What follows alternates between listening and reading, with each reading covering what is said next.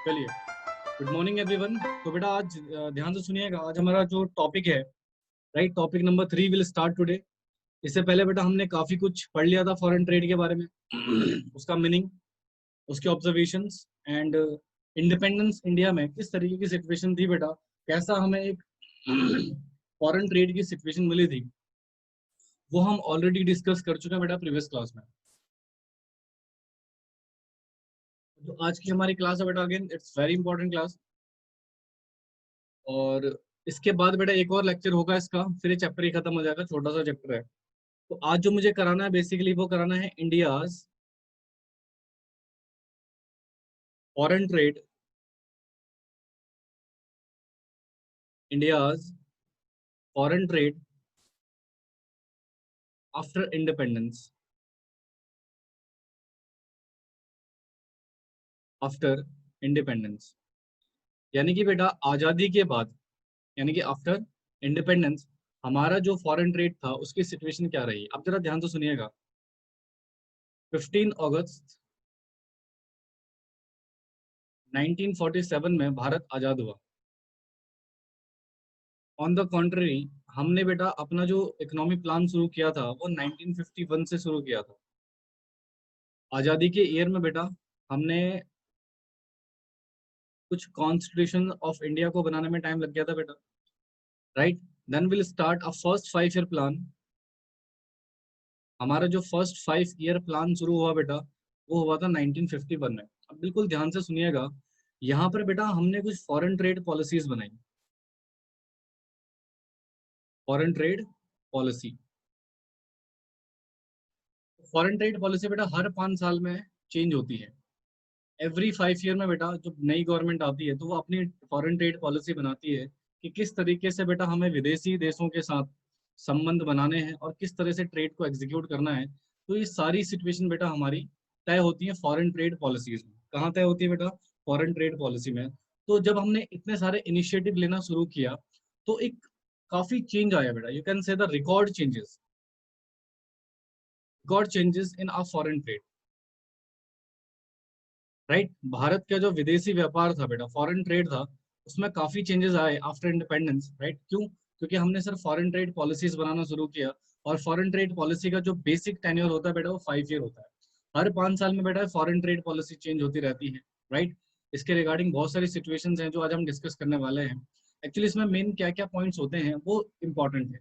देखिए, अगर मैं फॉरेन ट्रेड की बात करूं तो फॉरेन ट्रेड में 3 चीजों को बेटा तवज्जो दिया जाता है। देयर आर 3 थिंग्स जिनको हम बेसिकली कंसंट्रेशन में रखते हैं बेटा।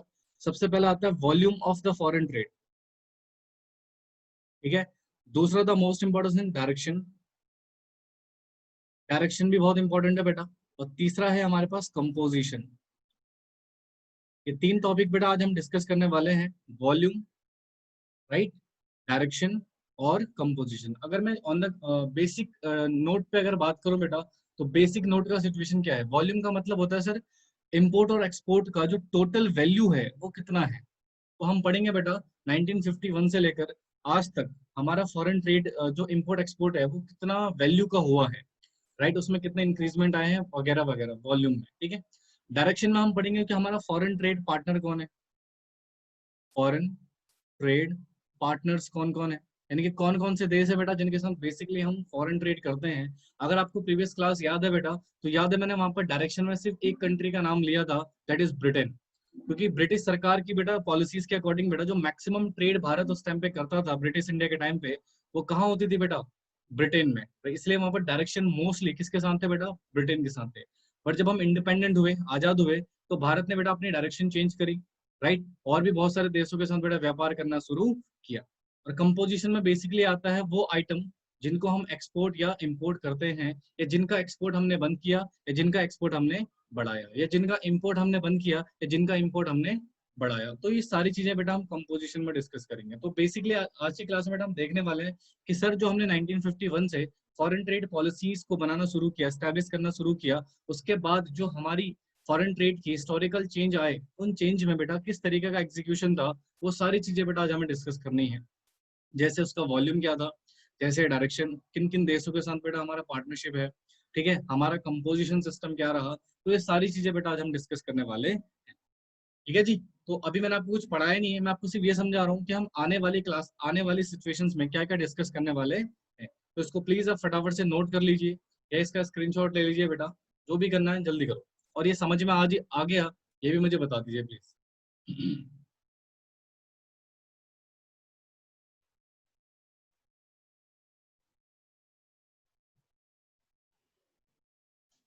चलो जी, एक काम करो, इसका स्क्रीनशॉट ले लो बेटा, लिखने में टाइम लग जाएगा आपको। कॉपी में उतना पेज छोड़ देना, और प्लीज ये क्लास ना सभी को देखनी है, ठीक है? ऑफलाइन वाले बच्चों को भी देखनी है बेटा ये क्लास, क्योंकि आज इवनिंग में मैं क्लास ले नहीं पाऊंगा। यस, ठीक है। अब जरा ध्यान से सुनिएगा, सिचुएशन किस तरीके की है, तो फटाफट से हेडिंग डालो दोबारा से, India's foreign trade after independence. आजादी के बाद हमारा फॉरेन ट्रेड क्या सिचुएशन था। वैसे तो मैं आपको एक दैट इज फ्रेमवर्क बता चुका हूँ बेटा, पर देखिए कहते हैं under plan program, under plan program of development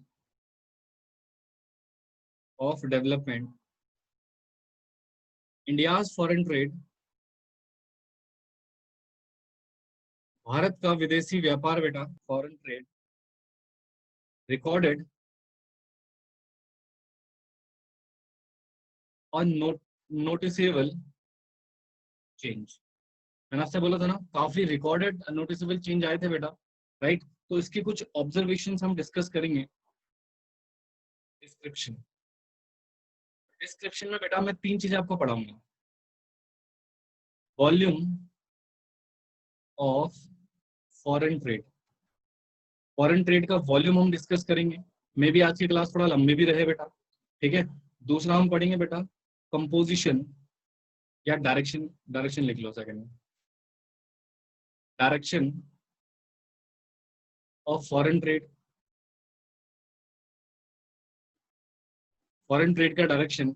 और तीसरी जो सिचुएशन है बेटा हमारी, वो है कंपोजिशन,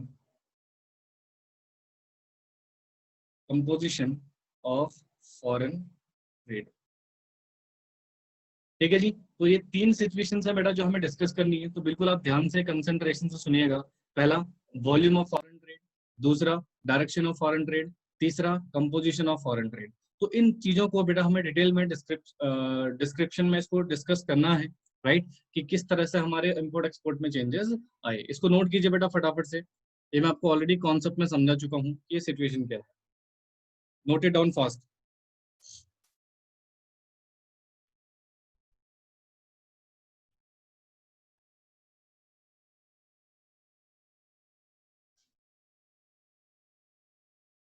वॉल्यूम में क्या बताया था बेटा मैंने, वैल्यू ऑफ एक्सपोर्ट और इंपोर्ट। छोटा छोटा लिख लेना सो दैट आपको क्लियर हो जाए। पार्टनर्स, इसको लिखो foreign trade partners. Foreign trade partners में बेटा हमारे विदेशी कंट्रीज होंगी।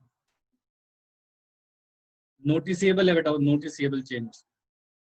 और कंपोजिशन में बेटा आइटम्स ऑफ एक्सपोर्ट और इंपोर्ट। ठीक है, तो इसमें बेटा आइटम्स लिखेंगे हम एक्सपोर्ट और इंपोर्ट वाले, कि किन किन आइटम्स को हम एक्सपोर्ट करते हैं, किन किन आइटम्स को हम इंपोर्ट करते हैं। तो ये सारी चीजें एक छोटा सा व्यू पॉइंट बेटा एक जनरल लैंग्वेज में मैंने आपको बता दिया। हालांकि अभी हम इसको डिटेल में भी डिस्कस करना है, तो प्लीज इसको फटाफट से आप नोट कीजिए जल्दी से थोड़ा।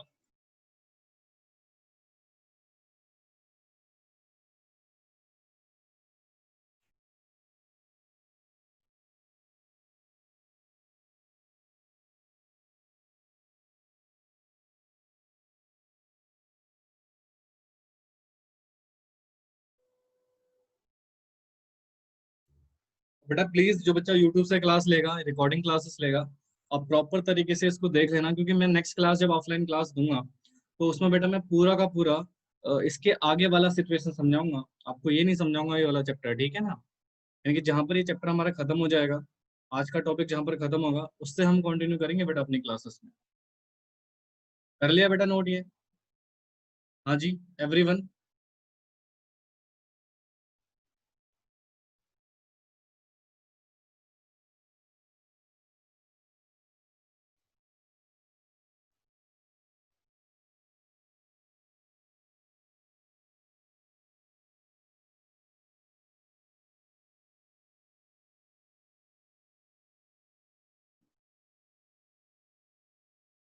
चलिए, बहुत बढ़िया। अब आइए बेटा एक एक करके इन पॉइंट्स को डिटेल में डिस्कस करते हैं। तो सबसे पहला क्या है बेटा हमारे पास? Volume of foreign trade. Volume of foreign trade, ठीक है जी। तो इसको डिस्कस करते हैं, फटाफट से लिखिए बेटा। इसमें ना कुछ डेटा लिखना है, तो डेटा मैं क्या करूंगा आपको शो कर दूंगा, ठीक है। बट मैं कुछ बेसिक बातें आपको जरूर समझा देता हूँ कि इसमें करना है क्या। इसमें डेटा याद रखना है बेटा आपको। अरे बहुत सारा डेटा है, तो कुछ जो मैं लिखवाऊंगा सिर्फ उतना याद रखना है, ठीक है। तो लिखिए, the volume of India's foreign trade, the volume of India's foreign trade has increased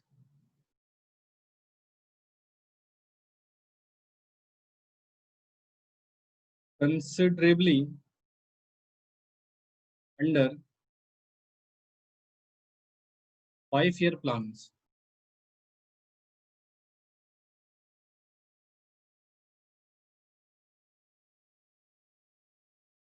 It has risen from rupees 6,760 crore in first 5-year plan. 5-year plan बेटा मैं शॉर्ट में लिख रहा हूँ, ठीक है, आप पूरा लिख लीजिएगा।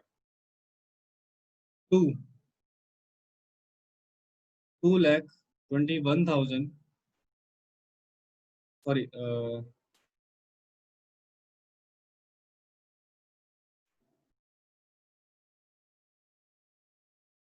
कुछ इस तरीके से, यानी कि 221,91,132 करोड़। यू कैन से, इसको हम कह सकते हैं बेटा अप्रोक्सीमेटली 2 करोड़, ठीक है, इन 12th 5-year plan.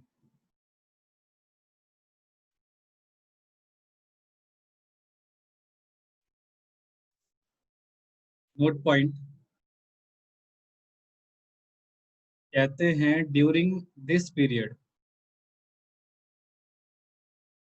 This period मतलब फर्स्ट 5-year प्लान से 12th 5-year प्लान तक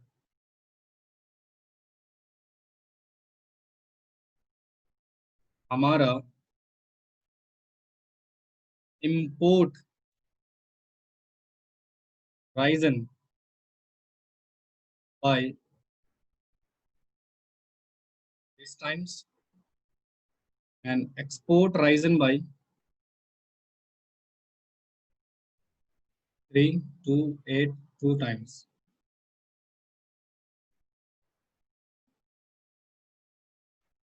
सॉरी, ये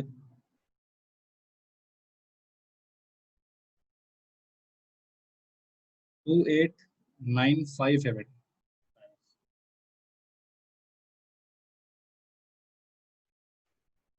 मैं इसका टेबल आपको प्रोवाइड कर दूंगा बेटा, पूरा 12 प्लान का जितना भी पूरा डेटा है मैं आपको प्रोवाइड कर दूंगा, ठीक है, व्हाट्सएप पे।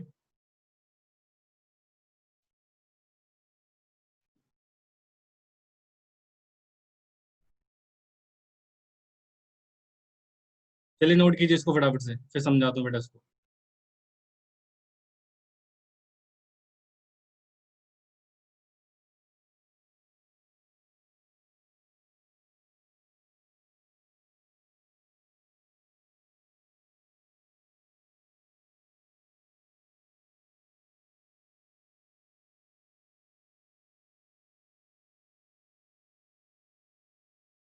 हो गया जी, सभी का नोट हो गया? देखिए, कह रहा है volume of India foreign trade has increased, यानी कि इंडिया का फॉरेन ट्रेड का वॉल्यूम बेटा हमारा बड़ा है कंसिडरेबली 5 ईयर प्लान में, काफी बड़ा है बेटा। तो वो डेटा से पता लगा कैसे बड़ा है। तो कह रहे सर ये फर्स्ट 5 ईयर प्लान में जो हमारा इंपोर्ट एक्सपोर्ट का जो डेटा था वो कितना था बेटा, 6,760 करोड़ का। ठीक है। और ये अगर मैं 12th 5 ईयर प्लान की बात करूं तो ये कितना हो गया बेटा, अप्रोक्सीमेटली 2 करोड़ के अराउंड, या 2 करोड़ से ज्यादा ही है बेटा ये। तो अगर हम इसको देखें तो 221,91,132 करोड़ इन 12th 5 ईयर प्लान। तो डोंट यू थिंक बेटा ये बहुत ज्यादा बड़ा है, एक्सट्रीमली हाई। कहाँ बेटा थाउजेंड्स में था और कहाँ ये करोड़ में चला गया, करोड़ का भी करोड़ हो गया, राइट। तो this is the basic situation, इसमें काफी हद तक चेंज आया है बेटा। कहते हैं सर अगर मैं इंपोर्ट और एक्सपोर्ट का पर्टिकुलर डेटा देखूं तो इंपोर्ट में कितना चेंज आया है बेटा। अगर मैं फर्स्ट 5 ईयर प्लान से 12th 5 ईयर प्लान में देखूं तो कितने से चेंज हुआ है बेटा, तो ये कहते हैं सर 3,612 टाइम्स बेटा हमारा इंपोर्ट बढ़ा है। और इम्पोर्ट एक्सपोर्ट की बात करूं तो 2,895 टाइम्स बेटा हमारे क्या बढ़ा है, एक्सपोर्ट। तो यहाँ पर आपने एक चीज ऑब्जर्व करी है बेटा, इम्पोर्ट ज्यादा है एक्सपोर्ट से, यानी कि import is the greater than export.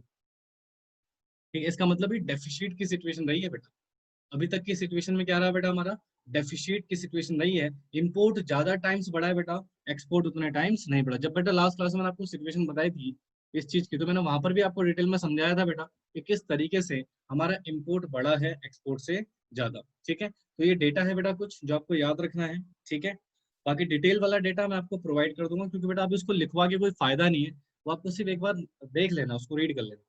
ये समझ आया बेटा सभी के? हाँ जी बोलिए फटाफट से। Everyone clear with this? बोलो अगर किसी को कुछ पूछना है तो पूछ सकता है बेटा। चलिए बहुत बढ़िया, ये नोट तो हो गया होगा बेटा आपका, इसको नोट कर लीजिए ये वाले पॉइंट।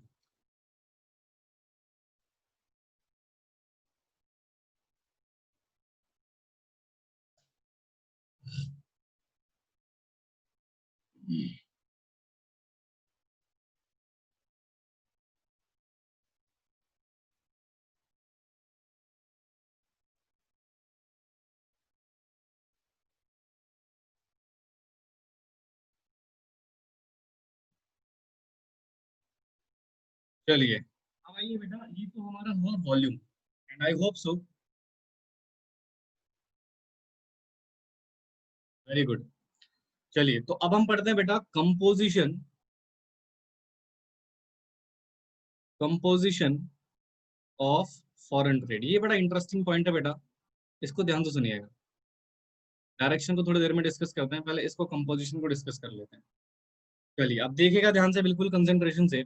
सर पहले तो इसका मतलब बताइए कंपोजिशन है क्या। तो कहते हैं कंपोजिशन रेफर्स टू, क्या बताया था बेटा मैंने, आइटम्स, किस चीज के, एक्सपोर्ट एंड इंपोर्ट के। तो इसका बेसिक मतलब अगर मैं बताऊं तो sir composition of foreign trade का बेसिक मीनिंग है sir item of the export and import, यानी कि सर जो चीज हम एक्सपोर्ट करते हैं, इंपोर्ट करते हैं, उन चीजों को यहाँ पर हमने आइटम से कंसिडर किया है बेटा, यानी कि यू कैन से गुड्स एंड सर्विसेज। ठीक है, तो वो कौन कौन से गुड्स थे, किस कैसे कैसे चेंजेस आए, वो सारी चीजें हम यहाँ पे डिस्कस करने वाले हैं। तो कहते हैं, लिखेगा बेटा मेरे साथ के साथ, कहते हैं after independence, after independence there has been there has been a substantial there has been a change substantial change in the composition of India's foreign trade। यानी कि भारत के फॉरेन ट्रेड के कंपोजिशन में बेटा काफी सब्सटेंशियल चेंज आया था। कैसे पता लगेगा जी, तो यहाँ पर तीन सिचुएशन है जो काफी हद तक चेंज हुए थे बेटा। पहले सिचुएशन की अगर मैं बात करूं, decline in percentage, decline in percentage share of agricultural export, agricultural export. ठीक है जी। दूसरा जो सिचुएशन था बेटा हमारा, कहते हैं sir decline in percentage, in percentage share of conventional item. और जो तीसरा सिचुएशन है बेटा, ये बात करता है increase in percentage share of manufacturing goods, manufactured goods.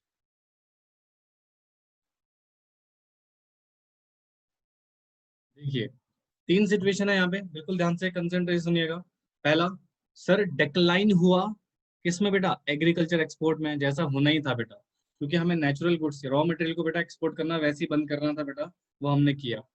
हमने सर कन्वेंशनल आइटम का एक्सपोर्ट भी क्या कर दिया बेटा, उसमें भी डिक्रीजमेंट आया, ठीक है, उसके शेयर में भी डिक्रीजमेंट आया। फिर कहते हैं सर बट हाँ, एक मैन्युफैक्चरिंग गुड्स का जो हमारा एक्सपोर्ट जो पहले नहीं होता था, वह अब होना स्टार्ट हो गया, यानी कि ये बढ़ना शुरू हो गया।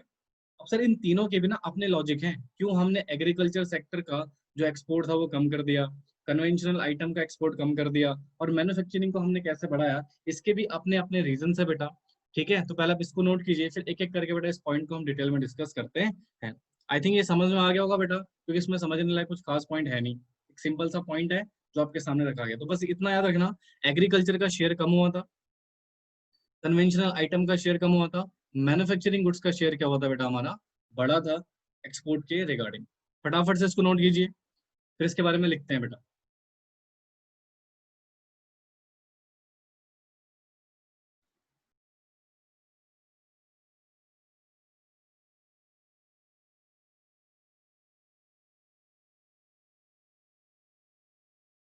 हो गया जी note?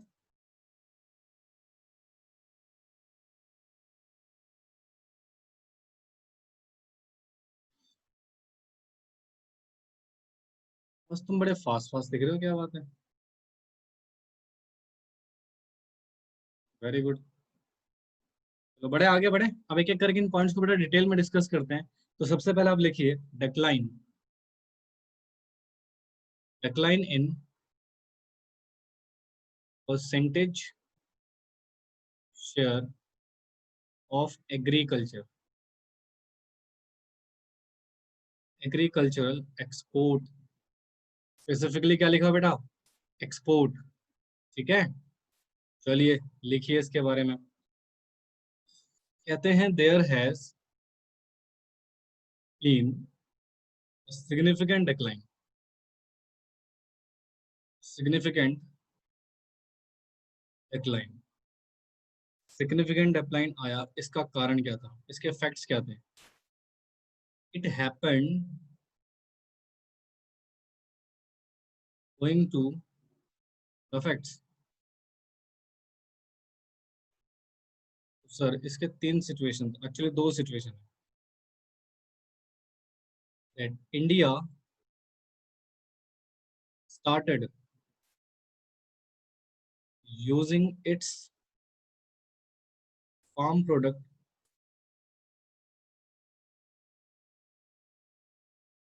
as raw material for its domestic industry। जिन बच्चों ने लास्ट क्लास अच्छे से पढ़ी होगी बेटा, उनको बेसिकली इसको समझ में बहुत जल्दी से आ जाएगा बेटा। इंडस्ट्री, दूसरा that a substantial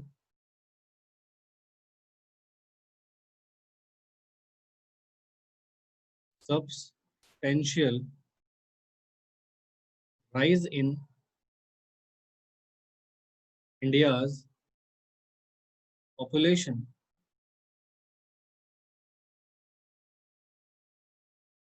has raised the domestic consumption of farm product। देखो बेटा, पहले अगर एक बार छोटा सा पॉइंट सुनते रहना प्लीज, अगर जो लिख रहा है तो लिखना बंद कर दो 2 मिनट। इधर देखो, पहले जब ब्रिटिश शासन भारत में था, तो उन्होंने भारत का जो नेचुरल रिसोर्स था, एग्रीकल्चर फार्म प्रोडक्ट था, उसको as a raw material export करना शुरू कर दिया था, जिसके कारण हमारी खुद की डोमेस्टिक इंडस्ट्रीज को बेटा रॉ मटेरियल का बेनिफिट नहीं मिल पा रहा था। ठीक है, अब हुआ क्या, जब इंडिपेंडेंट हुए, जब हम आजाद हुए, तो हमने बेटा अपना एक्सपोर्ट ऑफ रॉ मटेरियल यानी कि एग्रीकल्चर एक्सपोर्ट को स्टॉप कर दिया। यानी कि अब हम बेटा अपने एग्रीकल्चर एक्सपोर्ट नहीं कर रहे थे। उसका कारण क्या था? उसके दो कारण थे।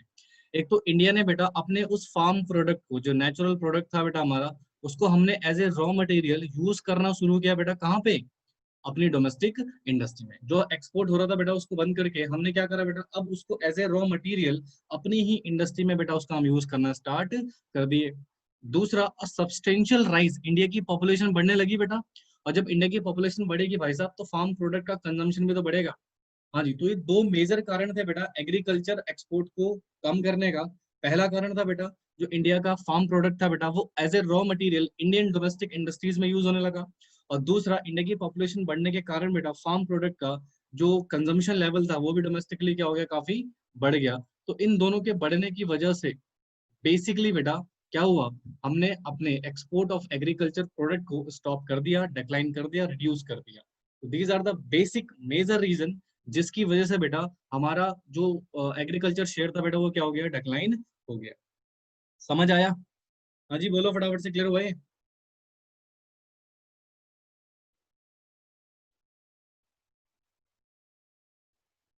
ठीक है, फिर लिखो इसको, इसको नोट कीजिए फटाफट से।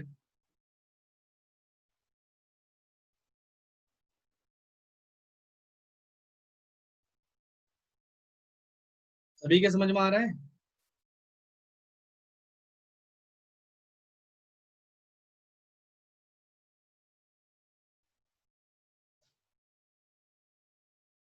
बेटा सेकंड पॉइंट देखो ना, फार्म प्रोडक्ट है। फार्म प्रोडक्ट में तो सारे वो चीजें आएंगे ना, वेजिटेबल्स वगैरह, ठीक है, फूड ग्रेन एक्सेट्रा एक्सेट्रा। तो फार्म प्रोडक्ट पहले हम क्या कर रहे थे, एज ए रॉ मटेरियल बाहर एक्सपोर्ट कर रहे थे। अंग्रेजों को क्या पड़ी थी बेटा कि भारत की पॉपुलेशन को फार्म प्रोडक्ट मिले ना मिले। पर जब इंडिया आजाद हुआ तो भारत की सरकार को तो पड़ेगी ना कि भाई हमारा जो डोमेस्टिक कंजम्पशन है उसको बढ़ाया जाए। तो इंडिया की पॉपुलेशन भी फिर बढ़ रही थी बेटा, तो पॉपुलेशन के बढ़ने से हुआ क्या, ये फार्म प्रोडक्ट दो जगह यूज होने लग गया। एक तो बेटा डोमेस्टिक कंजम्पशन में, अब लोग अपने कंजम्पशन के लिए तो परचेज करेंगे इसको। हाँ जी, पहला पॉइंट ये। और दूसरा as a raw material in industry. तो इस वजह से बेटा जब इंडिया में इसका यूज यूज होने लगा तो उसको एक्सपोर्ट कैसे करेंगे बेटा? समझे? ये है सेकंड पॉइंट का सिर्फ।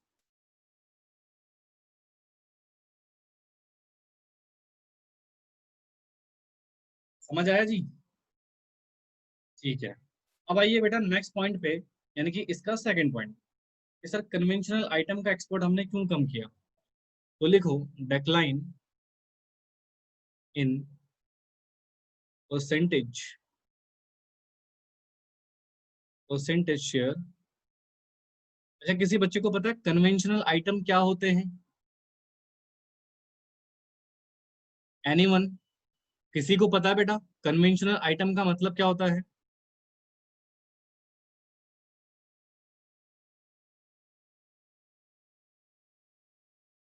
किसी को नहीं पता, नालायकों को। देखो, conventional item of India's foreign trade, नहीं बेटा, फॉरेन, इंडियाज एक्सपोर्ट इंक्लूड, किन किन चीजों को इंक्लूड करता था सर ये?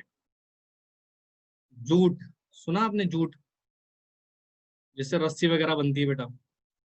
टी, फूड ग्रेन, ये सब कन्वेंशनल आइटम में आते हैं बेटा। एंड मिनरल्स वगैरह जो होते हैं, ठीक है, ये कन्वेंशनल आइटम होता है बेटा। तो सर इसका हमने एक्सपोर्ट क्यों बंद करा, जबकि ये पहले ब्रिटिश इंडिया में ये काफी एक्सपोर्ट होता था। तो इसका भी एक सिचुएशन था बेटा।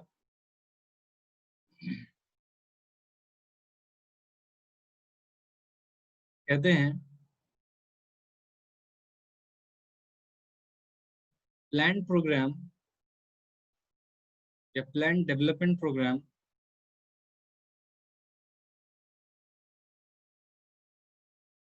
In place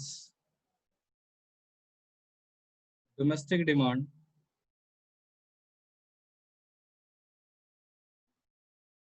for the conventional item,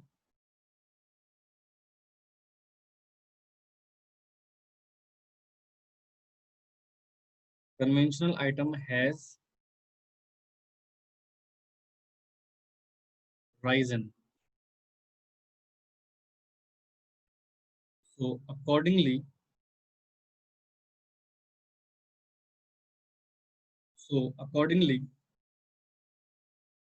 their share,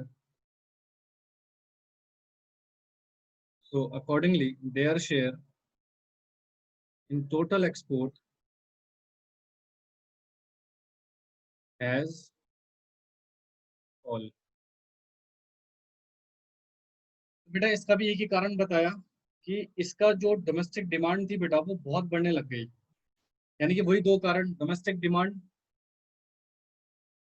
दो चीजों को लेके, पहला इंडस्ट्रीज की डिमांड बढ़ाने लग गई बेटा, और दूसरा डोमेस्टिक कंजम्पशन, या डोमेस्टिक कंजम्पशन से बेटर यहाँ पर हाउस होल्ड लिखिए।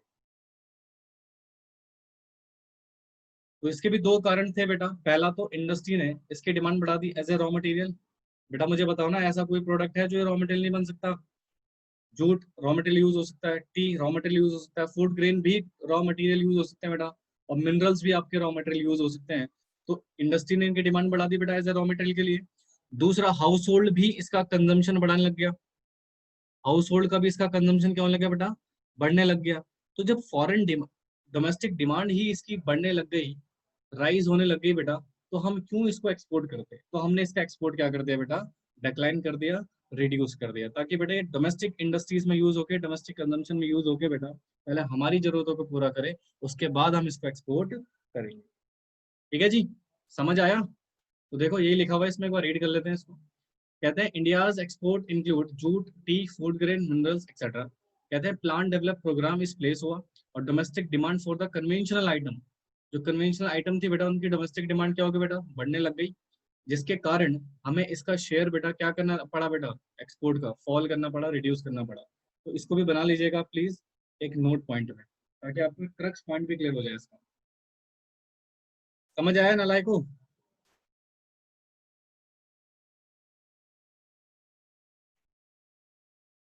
हाँ जी, clear to everyone?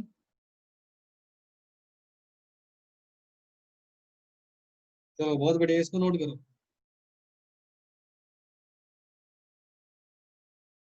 Note it down fast.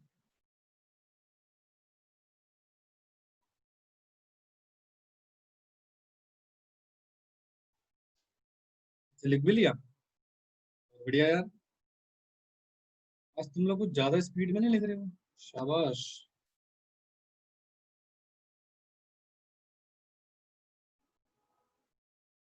यहाँ तक किसी को कोई डाउट है बेटा? Any one?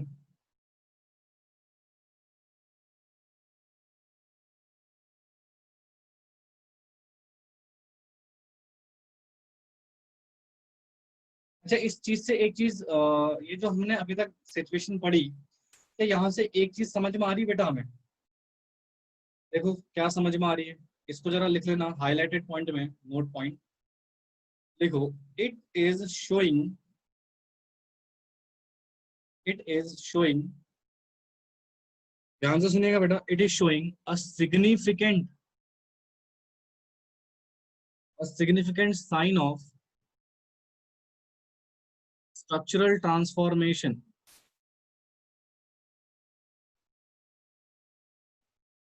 Structural transformation. Sir कैसे स्ट्रक्चरल ट्रांसफॉर्मेशन कैसे हुआ बेटा, बताते हैं। From the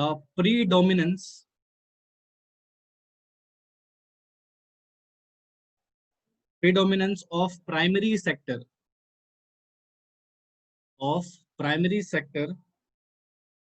to that of secondary sector and tertiary sector। बेटा अगर मैं इंडिपेंडेंस से पहले की बात करूं ना, तो भारत में इंडस्ट्रीज डेवलप की जा, नहीं बेटा हमारा private sector, sorry that is tertiary sector बेटा उतना इंपॉर्टेंट था। कंजम्पशन कैसे बढ़ी? तो बेटा इधर देखो ना, कंजम्पशन कैसे बढ़ेगी, पॉपुलेशन अभी बताया तो था, हाउस होल्ड का पॉपुलेशन साइज बढ़ने लगा, और जब पॉपुलेशन साइज बढ़ेगा तो बेटा कंजम्पशन तो ऑटोमेटिक ना, स्वाभाविक है बढ़ेगी।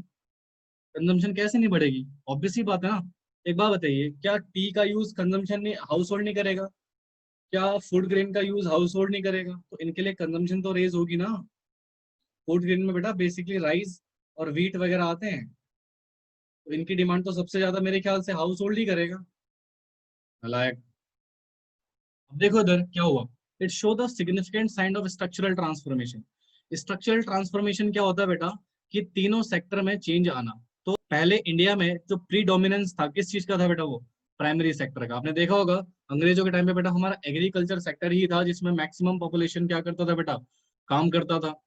बट अब बेटा इंडिपेंडेंस के बाद हम कहाँ शिफ्ट होने लग गए बेटा? टर्सरी में और सेकेंडरी सेक्टर में। अब इसका इफेक्ट क्या हुआ? इसका इफेक्ट ये हुआ बेटा कि अब रोजगार ये भी बढ़ाने लगे। तो सर इंडिपेंडेंस के बाद जो प्लानिंग में चेंज हुई बेटा, उसकी वजह से बेटा एक स्ट्रक्चरल ट्रांसफॉर्मेशन आया कि हम प्राइमरी सेक्टर के साथ साथ सेकेंडरी और टर्सरी सेक्टर को भी क्या करने लगे बेटा? ग्रो करने लग गए। तो this is the basic indication of these trade policies. समझ आया जी? बोलिए फटाफट से, क्लियर हुआ एवरीवन? चलो बहुत बढ़िया, इसको नोट कर लीजिए बेटा फटाफट से, इसको नोट कर लीजिए फटाफट से। तो बेटा ये बेसिक सिचुएशन हुआ कि सर हमने दो सिचुएशन यहाँ पे डिस्कस कर लिया। पहला decline in percentage share of agriculture export, और दूसरा कन्वेंशनल आइटम था। तीसरी सिचुएशन हम पढ़ते हैं बेटा, ठीक है? लिखिए फटाफट से। इंक्रीज इन, लिखो फटाफट से, increase in percentage share of manufactured goods. यानी कि जो बेटा मैन्युफैक्चर गुड्स था उसके शेयर में बेटा यहाँ पे क्या हुआ? इंक्रीजमेंट हुआ। ठीक है, तो चलिए लिखिए इसके बारे में फटाफट से।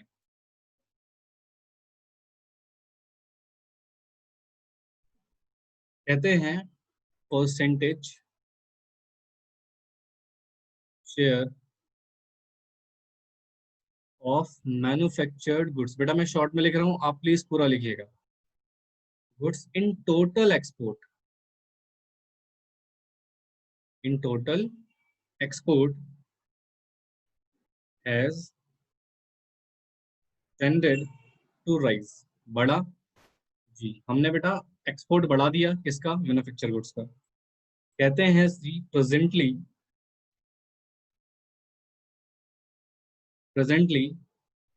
James and jewelleries, gems and jewelry is India's highest exporting category of goods।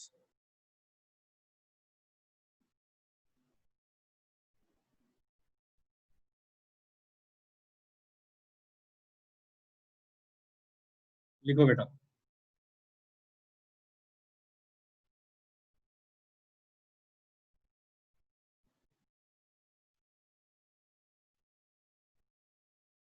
तो भारत ने बेटा क्या करना शुरू करा, देखो जरा। हमारे देश में डोमेस्टिक इंडस्ट्री डेवलप हुई। जब भारत में इंडस्ट्री डेवलप होने लगी तो हमने अपने रॉ मटेरियल को यूज करना शुरू किया। जब रॉ मटेरियल को यूज किया बेटा एंड इसको हमने कन्वर्ट करके फिनिश गुड्स बनाया। क्या बनाया बच्चों? फिनिश गुड बनाया। तो इस फिनिश गुड्स का हमने दो तरीके का यूज किया। एक तो डोमेस्टिक कंजम्पशन में इसका यूज किया बेटा, जो कि स्वाभाविक है, और दूसरा हमने इसका फॉरेन कंजम्पशन में भी इसका यूज करना शुरू किया। फॉरेन कंजम्पशन बोले तो इसको हमने एक्सपोर्ट करना भी शुरू किया। तो बेसिकली बेटा हमने रॉ मटेरियल तो एक्सपोर्ट नहीं किया, बट हमने फिनिश गुड्स बोले तो मैन्युफैक्चर्ड गुड्स। तो इस मैन्युफैक्चर्ड गुड्स को बेटा हमने क्या करना शुरू कर दिया बेटा? फॉरेन कंजम्पशन यानी कि एक्सपोर्ट करना शुरू कर दिया। इसका बेनिफिट भी था बेटा, जब हम फिनिश गुड्स को एक्सपोर्ट करेंगे इससे वर्ल्ड लेवल पे हमारी डिमांड क्या होगी बेटा? बढ़ेगी। और जब वर्ल्ड लेवल पे डिमांड बढ़ेगी तो डेफिनेटली राइट इंडिया का एक वर्चस्व बनेगा बेटा कि मैन्युफैक्चरिंग मार्केट में हमारा एक्सपोर्ट लेवल बढ़ेगा। रॉ मटेरियल को एक्सपोर्ट करने में नुकसान था बेटा क्योंकि हमारी इंडस्ट्रीज को नुकसान होता, बट फिनिश गुड्स को एक्सपोर्ट करने में कोई नुकसान नहीं है। इनफैक्ट बेटा बेटर ही बेनिफिट मिलेगा क्योंकि ज़्यादा से ज़्यादा पेमेंट रिसीव होगी हमारी डोमेस्टिक इंडस्ट्रीज को। इसलिए बेटा percentage share of manufacture items बेटा हमने क्या कर दिए, इंक्रीज कर दी, जिसमें सबसे ज़्यादा जो एक्सपोर्ट होने वाली चीज़ें हैं बेटा वो क्या है बेटा, हमारी जेम्स और ज्वेलरीज। जेम्स बेटा वो स्टोन्स होते हैं, आपने देखे होंगे वो सारी चीज़ें, और ज्वेलरी आपको पता ही है बेटा। ठीक है, तो इंडिया में सबसे ज़्यादा ज्वेलरी का ही यूज़ होता है बेटा। तो इन सारी चीज़ों को बेटा हमने एक्सपोर्ट करना शुरू किया बेटा, अंग्रेजों को बेटा हमने ज्वेलरी पहनाना शुरू कर दिया। ठीक है, चलिए इसको लिखिए फटाफट से, नोट कीजिए, इसको बना जरूर लेना बेटा इस चार्ट को, सो दैट आपको बेटर क्लैरिटी होगी।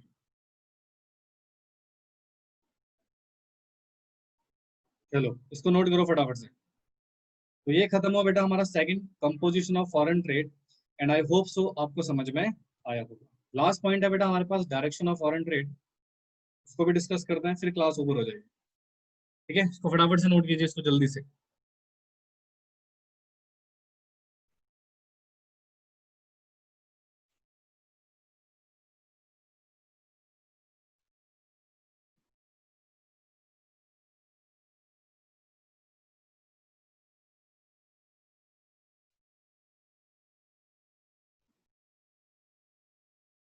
नोट हुआ बेटा एवरीवन?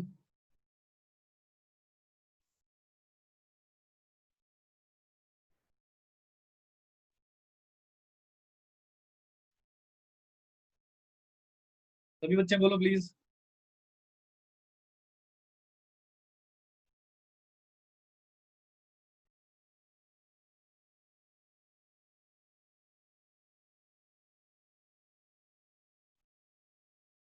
करिए, तो this is it, the basic situation. Transformation में आपको पहले ही बता चुका हूँ बेटा कैसे ट्रांसफॉर्मेशन हुआ था। चलिए अब लिखिए बेटा फटाफट से डायरेक्शन, तीसरी सिचुएशन है बेटा हमारी इस टॉपिक की, डायरेक्शन ऑफ फॉरेन ट्रेड। और डायरेक्शन में मैंने आपको बेसिकली बताया था बेटा, इसमें हमारे वो पार्टनर्स आते हैं जिनके साथ हम बेसिकली ट्रेड वगैरह एग्जीक्यूट करते हैं। ठीक है, लिखिए following observation present a brief account. अच्छा, कोई स्टूडेंट मुझे बताएगा अकाउंट का मतलब क्या होता है? यहाँ पर जो हमने अकाउंट वर्ड यूज करा है बेटा, इसका मतलब कोई मुझे बता सकता है? एनीवन?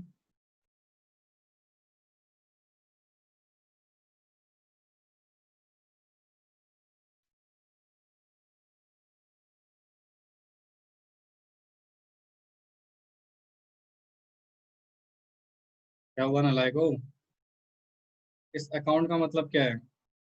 अकाउंट तो पढ़ते हो आप लोग?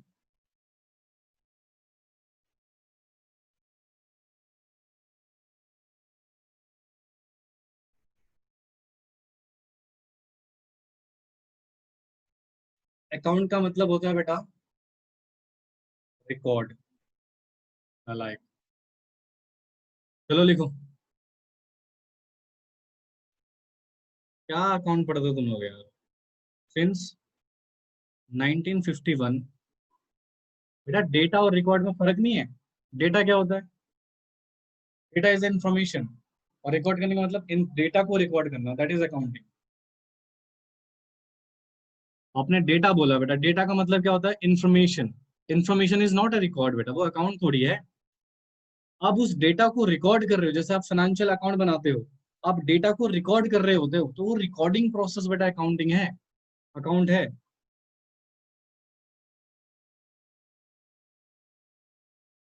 चलो लिखो, direction of India's foreign trade, India's foreign trade. अभी तुम फाइनेंस स्टार्ट होने दो बेटा बिजनेस में, फिर बताता हूँ तुम्हें मैं। अंडरगोन अ सब्सटेंशियल चेंज, ये बात तो आपको याद ही हो जाएगी सर, सब्सटेंशियल चेंज तो हर जगह यूज हो रहा है, राइट। तो इसमें हमारी लिस्ट ऑफ पार्टनरशिप में काफी चेंज आया था। लिस्ट ऑफ पार्टनर्स यानी कि जो हमारे फॉरेन ट्रेडर थे जिनके साथ हम फॉरेन ट्रेड कर रहे थे बेटा, उनकी लिस्ट में काफी चेंजेस आया सिंस 1951। ठीक है, तो कहते हैं presently our major trading partners, जो अभी बेटा हमारे ट्रेडिंग पार्टनर्स हैं उनके नाम लिख लीजिएगा। ठीक है, हालांकि इस नाम में कुछ चेंजेस भी आए हैं बेटा, बट चेंजेस अब आने वाले टाइम में पड़ोगे। जैसे यूएई, क्या फुल फॉर्म होती है यूएई की? China, USA, Switzerland, United Arab Emirate, जी, सिंगापुर। ठीक है बेटा, okay very good. Singapore, Austria, Iran, Hong Kong, Korea, ठीक है, Indonesia, United Kingdom, Japan and Belgium. These are the basically हमारे बेटा जो क्या है, पार्टनर्स हैं जिनके साथ हम बेसिकली बेटा फॉरेन ट्रेड एग्जीक्यूट करते हैं। ये सारे नाम लिख लीजिए बेटा। ठीक है, UAE, United Arab emirate, China, United state of America, Switzerland, Singapore, Austria, Austria, that is Iran, Hong Kong, Korea, Indonesia, United Kingdom, Japan और बेल्जियम। ये मेजर पार्टनर है बेटा। ठीक है, छोटे मोटे पार्टनर्स के नाम नहीं लिखे बेटा मैंने।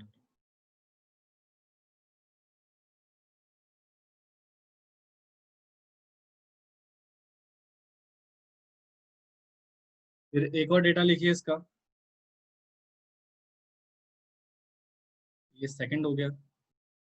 थर्ड लिखिए, यूएसए का शेयर कितना है इन इंडियाज एक्सपोर्ट?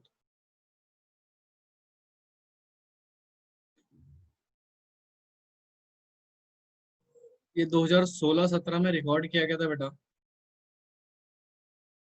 15.3%। ठीक है, यूएस के साथ।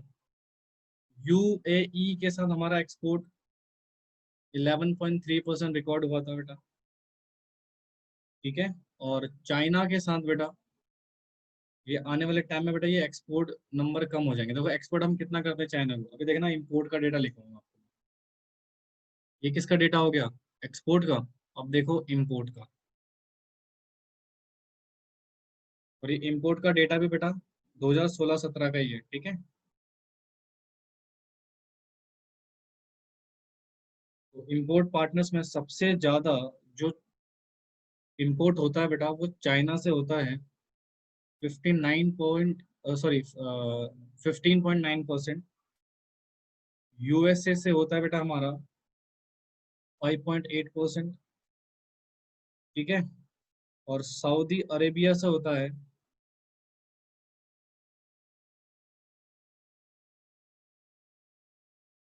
5.2%, एक्सेट्रा।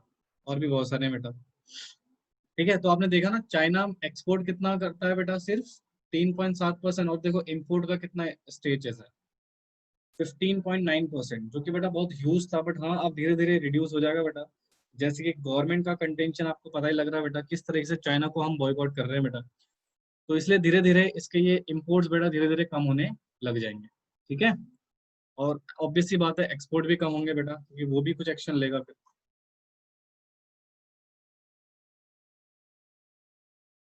चलिए नोट कीजिए इसको। ये डेटा था बेटा, इसमें पढ़ाने लायक कुछ खास था नहीं, कुछ कॉन्सेप्चुअल बातें हैं नहीं बेटा इसमें। ये डेटा है, और ये डेटा आई होप सो आपको समझ, फिर भी मैंने कोशिश करी बेटा आपको चार्ट फॉर्म में कॉन्सेप्चुअली इसको समझा सकूं। आई होप सो आपको समझ में आया हो। किसी बच्चे का अगर कोई डाउट है तो प्लीज वो मेरे से पूछ सकता है। अदरवाइज बेटा टॉपिक नंबर 3 हमारा खत्म हो गया। टॉपिक नंबर 4 हम नेक्स्ट क्लास में डिस्कस करेंगे बेटा। तो आज की क्लास में हम इतना ही डिस्कस करेंगे। अगर किसी बच्चे को कोई डाउट है प्लीज आप मेरे से पूछ लीजिए। और ये